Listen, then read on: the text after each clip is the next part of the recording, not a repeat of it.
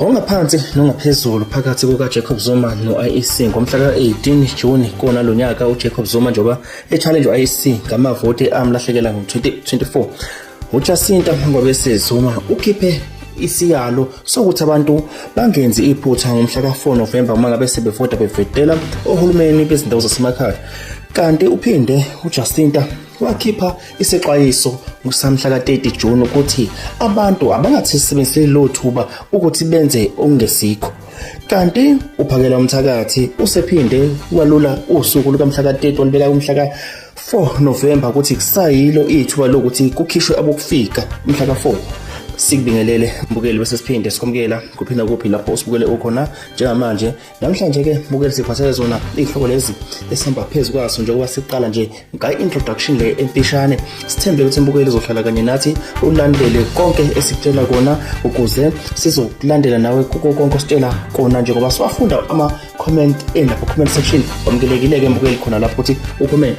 Ake sihlale ke mbukeli la soqala khona la sithe khona uphansi phezulu ongaphansi nongaphezulu laphana ngomhla ka-18 kuJuni 2026 phansi kwaba uJacob Zuma no-IEC njengoba uJacob Zuma esaqhubeka nokuthi athathe inyathelo zomthetho against u-IEC ekholwa ukuthi u-IEC wamkhwabanisela ngo-2024 ngomhla ka-29 kuMeyi kade kwenziwa ukhetho lohulumeni lukazwelonke national elections. uJacob Zuma waphuma isithathu ke lapho kwiqembu le-MK njengoba engumphathi walo shawa yiyona ANC ukholwa ukuthi i-IEC yasebenzisana neqembu elithile ukuthi kuqhathaniswe amavoti akhe. Namhlanje babuyiselana enkantolo nje ikona lokho. Ukholelwa ukuthi amavoti akhe uJacob Zuma aqhathanisela wona 3000 lawo mavoti ayengamthatha ambeke ku-position number 1 njengoba namhlanje silinde ukuthi size ukuthi isinqumo senkantolo no-IEC noJacob Zuma sivuna bani.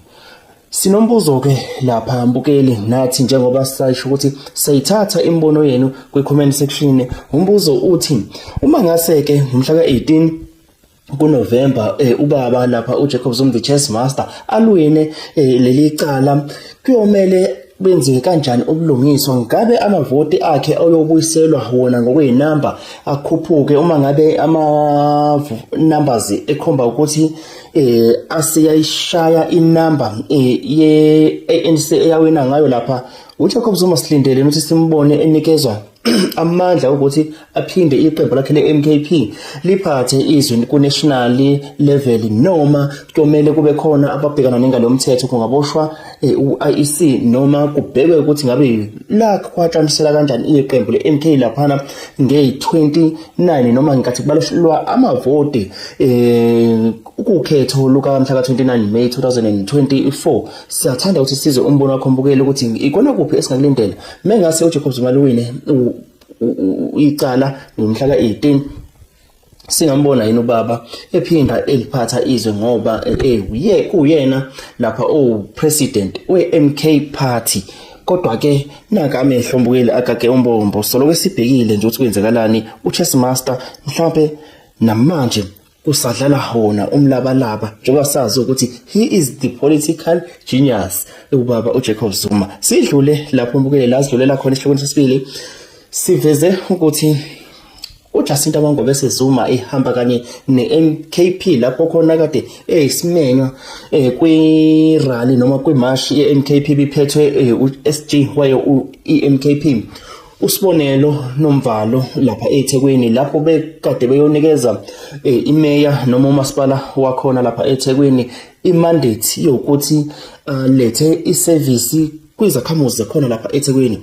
uJacinta Mangwabese njengomunye kade eyigcokuthwane noma isimene esiphambili yilapho khona akhiphe umyalelo okhiphela abavoti ukuthi ngomhla ka-4 November nina ma-South African amahle ikakhulukazi eThekwini noma KwaZulu Natal ningalenzi iphutha uma ngabe senivota kuyiqembu ekuzomele nivotele. Ningalenzi iphutha ngoba la sikhona nje kungenxa yamaphutha ngakho iphutha asilidingi. Sibonga kakhulu iMK ngokuthi lisukumele lo daba lokuthi sithole imfuno zethu. Siyabonga kakhulu. Ngizonitshela izinto ezimbili ke bese ngiyahamba. Eyokuqala nqa eyokuthi ngomhla 4 November ningayenzi into engasile. Ngizoyibamba lapho nje. Ningayenza into engasile ngomhla 4 November.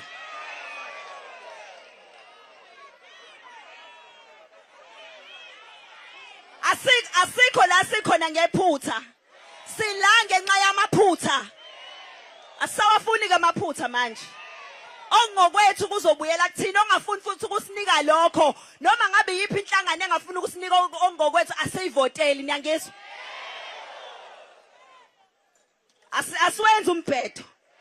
Ngomhla 4 ngizohamba ngizofika njengesiphoke ebusuku mawulele mawenza umbhedo. Sengiyivala nje sengiyivala. Ngibonga kakhulu nobuholi beMK for isimemo namhlanje. Ngiyazi ke sekuzonqanqalaza yonke indawo ukuthi sasivele sibonile ukuthi le March and March istokfela sakaZuma anginendaba. Okusalayo uma ama South Africans ayi MK mangithola ithuba lokukhuluma nawo ngizokhuluma. Ongathandi akagibela ibhanoyi ayo repatriatewa ayele. Maku istokfela sakaZuma vele ngokwaZuma I don't care. Angeke phela size sitshelwe thina njalo makufanele senze into kube kufanele kube khona esincetheza kubona. Ingakho kuhlela iminyaka emingaka singayithola izinto esizifunayo ngoba mawufuna into kufanele uncetheze kwikhansela. Uncetheza lani kwikhansela? Ikhansela kufanele uncetheze kuwena, wena ovotayo. Akho khansela esolincethezela la. Niyangizwa? Ikhansela ifuna ukunethezwela alihambe nabahambayo. Ikhansela elihlulwa umsebenzi lizohamba nayo ngomhla 30.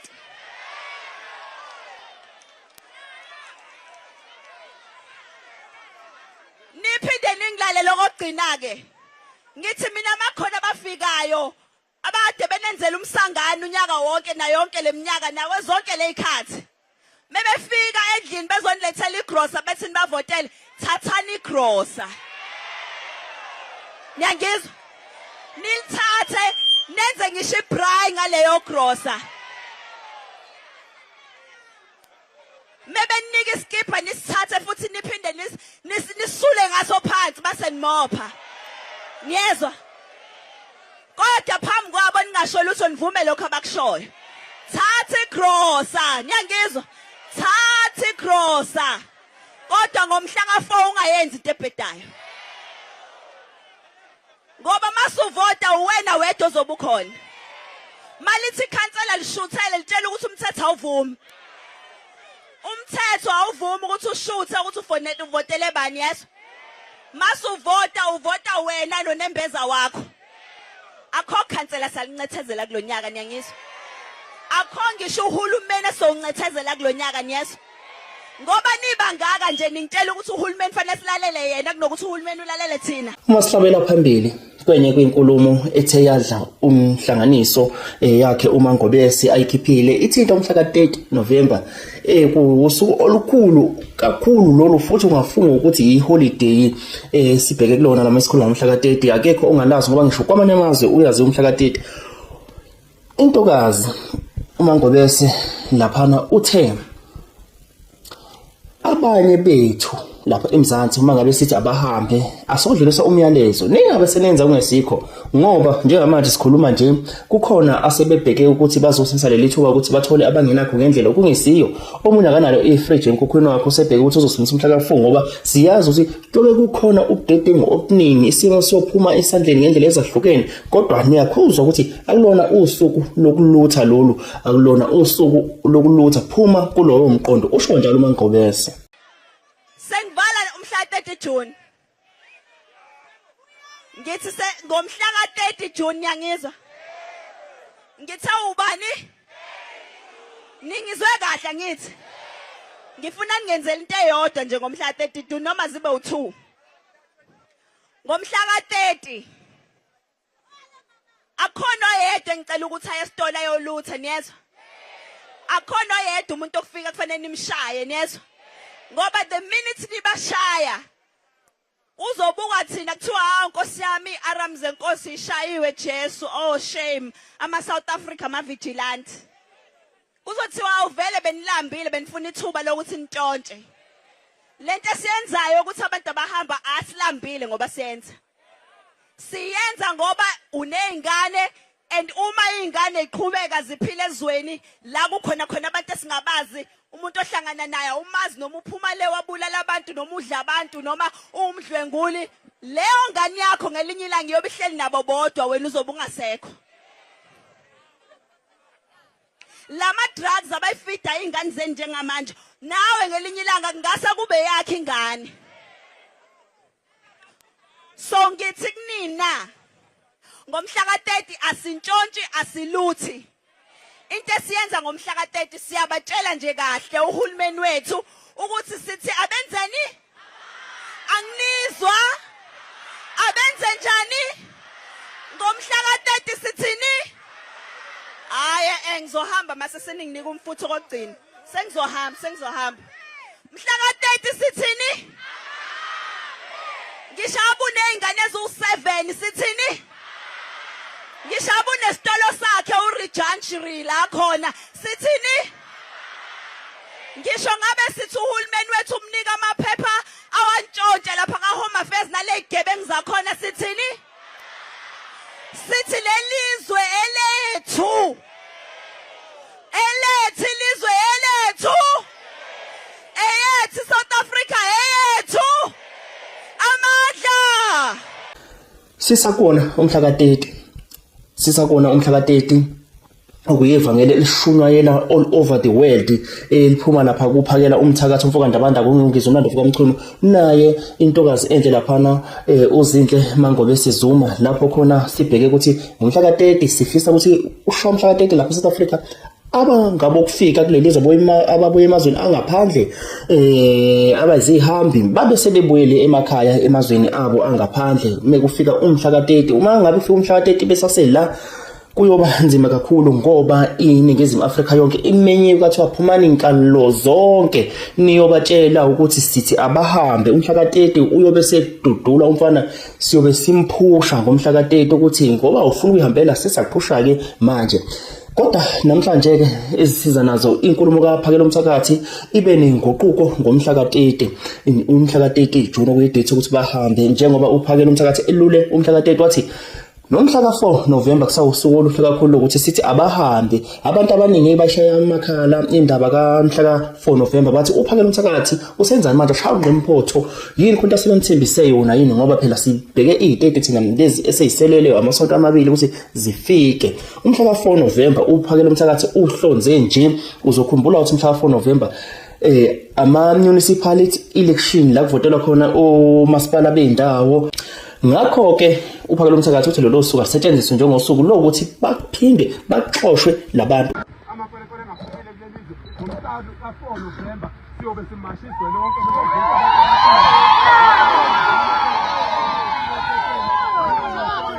manje asibe namuntu sithi nje uhulumeni akasilalele akavala imingcele akalungisa into kwaHome Affairs akalungisa indaba yemisebenzi njengoba amadoda engaka kuphakathi nezinsuku engasebenzi. Uhulumeni akalungisa umsebenzi njengoba odadewethu bengaka abanye osisi lapha abaphethe imizi kodwa abasebenzi abantu babhizi bantshontsha imali eParliament. Ngithike thina bafowethu umhla ka-30 inkandla ifuna iqhubeka iphile ibe nje.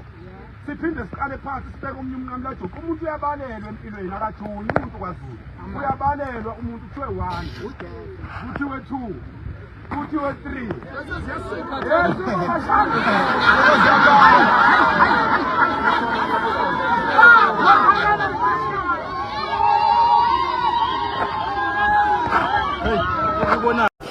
Into emangazayo ke abantu ukuthi njoba bengabaza upholiwe kaphakela umthakathi manje bethi contest enikezwe yona njobe seshintsha i-date ayishintshile. Uzokhumbula ke mbukelo ukuthi esimene sifana nalesi njoba sithi abahambi nje kuzodinga ukuthi lento ingenziwa ngosuku olodwa besiyadlula ngoba nabangeke bahambe bonke ngosuku olodwa kodwa i-mandate ithi kumele bahambe bonke.